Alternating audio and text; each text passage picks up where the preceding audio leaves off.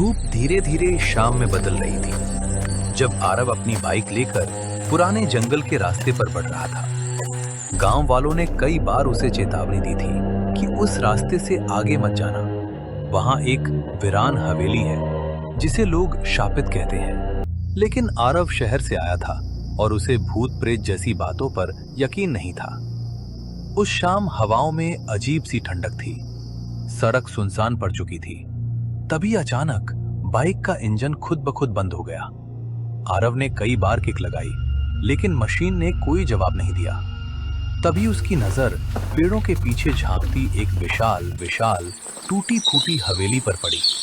चारों ओर अंधेरा और खामोशी। खिड़कियां बिना कांच की थीं और टूटी जालियों से अंदर काली छाया झूल रही थी। आरव को मजबूरी में मदद ढूंढने के लिए उसी हवेली की ओर जाना पड़ा।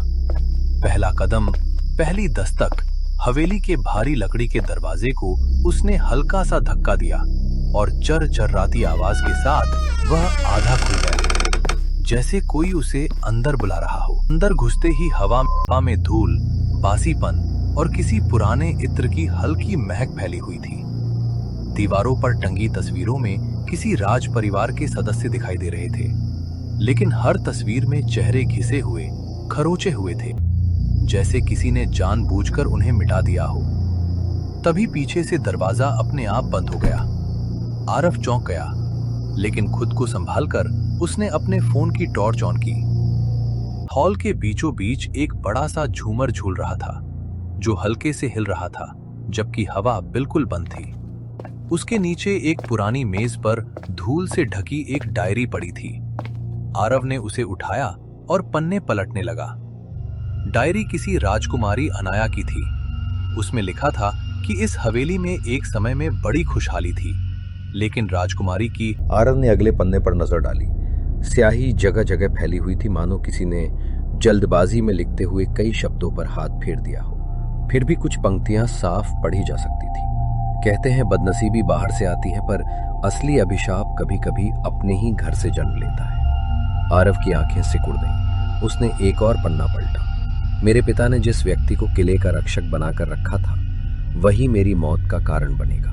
अगर ये पन्ने किसी को मिले तो समझ लेना वो अब भी यहीं है और वो किसी को जाने नहीं देता। आरव का दिल जोरों से धड़कने लगा। तभी ऊपर की मंजिल से धीरे धीरे किसी के कदमों की आवाज आई। 1 2 3। लेकिन हवेली में और कोई था ही नहीं। कम से कम उसे ऐसा ही लगा था। कदमों की आवाज रुक गई। सन्नाटा।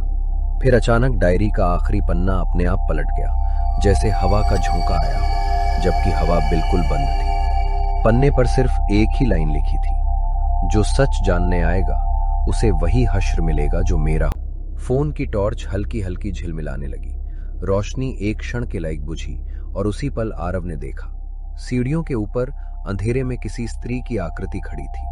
चेहरा बिल्कुल छाया में छिपा हुआ, लंबा गाउन जमीन पर घिसट रहा था। वो धीरे धीरे सिर झुकाकर आरव की ओर देख रही थी, या शायद देखना चाहती थी, क्योंकि चेहरा वहां था ही नहीं, मानो किसी ने उसे तस्वीरों की तरह घिस कर मिटा दिया हो। आरव के पैरों से जमीन खिसक गई। झूमर अचानक तेजी से हिलने लगा और तड़ातड़ आवाज के साथ उसकी एक कांच की लटकन आरव के ठीक पास गिरकर चकनाचूर हो गई। वो आकृति सीढ़ियों से नीचे उतरने लगी, एक एक कदम, धीरे लेकिन सुनिश्चित, मानो वो आरव को बहुत समय से पहचानती हो।